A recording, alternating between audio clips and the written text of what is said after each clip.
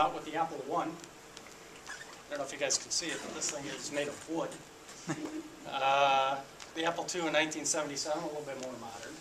That sold pretty well.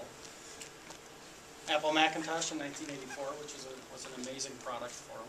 It revolutionized really the PC world in many ways, and we'll talk about that in a little bit. He then founded Next Computer. He was ousted by Steve Scully in a boardroom coup.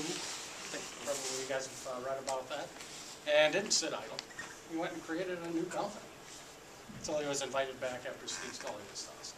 And that he created the Apple PowerBook, Apple iMac, Apple iBook. And if you see this is all happening year after year after year. He didn't sit back on his laurels and say, I made it, I'm worth billions of dollars. He kept it going. The iPad, the iTunes, which I didn't realize he did, iPhone, iPad, and by the way, when he had some free time, thanks to Steve Scully, he went and he helped he reorganized George Lucas's company Pixar. Sold it to our friends at Disney, who then made a bunch of movies. Steve Jobs knew that innovation does not depend on just one person, or even a few. It stems from the culture that encourages and breeds innovative thinking. He embraced that. He created Apple University so that his employees could start to think as innovatively as he did.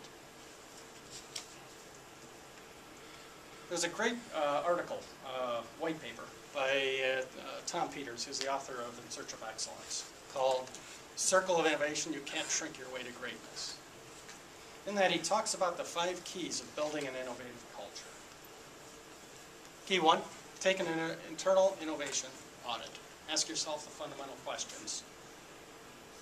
How would our company define an innovation program? How do we fund it? And what corporate resources, including staff, space, and technology, do we need in order to kick it off? Key 2, focus on the culture. Don't be afraid to destroy and rebuild. Ask yourself, how would it be structured? What would it be? How would it be different than it is today? In what way would it be innovative? Key 3, choose your innovators. Not everyone is meant to be an innovator. Let's be frank and honest with each other. There are some people that shouldn't be. But look for those people that have a curiosity that just can't be contained. And give them the opportunity to make a difference. And that shouldn't just be at the highest level, and it shouldn't just be the ones who are most qualified. Surprise yourself, or allow yourself to be surprised by looking deeper, wider, and higher in the company than maybe you have been. Key 4, structure for innovation success. That really goes back to the heart of encouraging the free flow of ideas. Allow the environment to build. And build an environment where failure is a very good thing. Steve Jobs did. This Apple Lisa and Apple Newton, failures. The Apple Lisa came out to be the first, it was a predecessor to the Mac. And it came out to be the very first, Steve Jobs wanted it to be the very first home PC. It was $10,000. They couldn't get the price lower than that. It was very expensive, it was a bust. The Newton was their first attempt at the handheld. Some people will say it was before its time.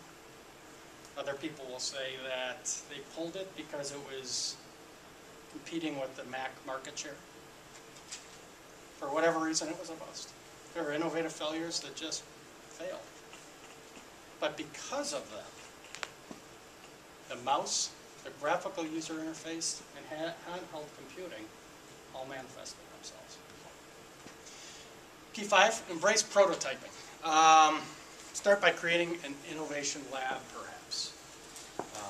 A place where the innovators can innovate, a place where they can escape, and a place where they can do something different than they've ever done before, without the fear of ridicule and without the fear of failure.